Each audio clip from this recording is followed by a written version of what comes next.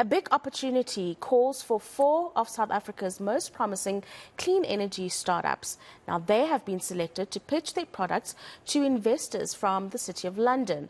Now, these companies are contributing to building growth and reducing carbon emissions in a range of sectors, including farming, transport, and sustainable housing. One of them is Wetility, which is a smart energy provider that offers a battery-based system that stores solar energy paired with a digital platform to allow customers to monitor their energy use. Its Chief Product Officer, Ikenna Oguguo, joins me now for this. Thank you very much for your time this afternoon, and I hope that I got your surname correct there, Oguguo, and you could just correct me if I had made a mistake there. But thanks for your time this afternoon, and maybe tell us a little bit about your alternative energy product and really what it is that you will be selling to potential investors. Thank you so much for having me, and hi to your viewers. Yes, so our product is effectively a solar power to homes solution. And as you can for sure tell in the situation that we're in South Africa right now, we need a solution that not only closes the gap that we're experiencing with load shedding, but it also speaks to the wider context of trying to figure out how to make a just transition towards cleaner energy solutions, while also trying to make that transition one that includes people in terms of creating jobs and in terms of making it affordable to the people who are buying it. So that's why our product starts at 1,600 Rand per month. And that's basically what we're known for at the moment. Yeah, and it's very interesting that the affordability component is an important part of Wetility because South Africans, as you would know, I suppose many people across the world are struggling with meeting their basic financial demands. So talk us through the financial, the financial components of the business and perhaps the flexibility in the payment structure that you all have developed. Yeah, you've got that perfectly right. So we're in a situation now where if you are a regular person just trying to afford your energy bills, it's going up every year, and it's not going up as fast as your income is. And so coming into this, we saw that there is a mismatch, not only in the trend of where the available energy is, but also, so basically the technical challenge that we face as a nation, but also in the commercial aspect of that. So the viability of continuing this way in a direction that is basically going upwards faster than anyone can earn. And so what we started to look for is how do we, starting 4 years ago, how do we figure out how to make sure that year on year the price is actually going downwards, particularly this huge opportunity where the actual components that are involved in solar continue to go down every year by about 5% because of economies of scale and because of the entire trend around the world all coming together to use more solar products. And so the way we saw it was, okay, if we can figure out a way to bring all the solutions together, so the hardware that is required for the solution to work in a home, plus the software that makes it make sense locally, as well as financing, because we actually have to pre-purchase the kit before we rent it on or rent it or offer it to customers as a rent-to-own option. And so for us, it was about bringing those three aspects together. That's the unique proposition that we make, and that's what we found has had a high market fit, with our customers.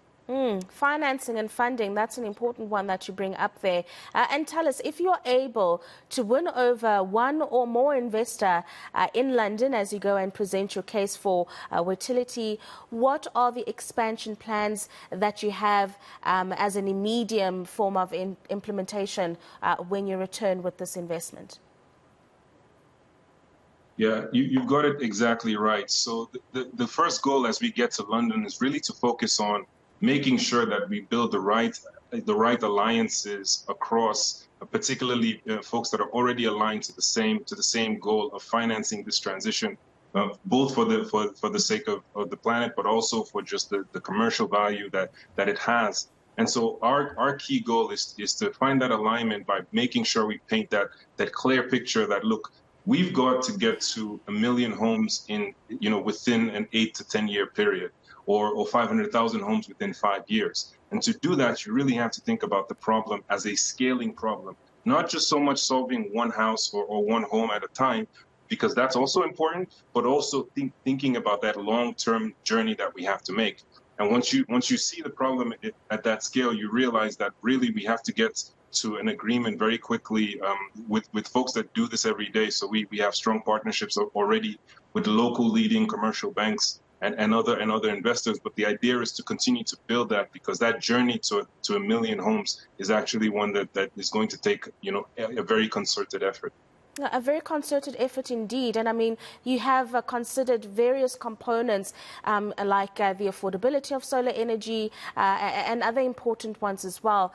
But do you think that Wetility and other players within this industry, just based on your engagements and what you've seen being created and produced, is a form that's going to make sure that we get a just energy transition?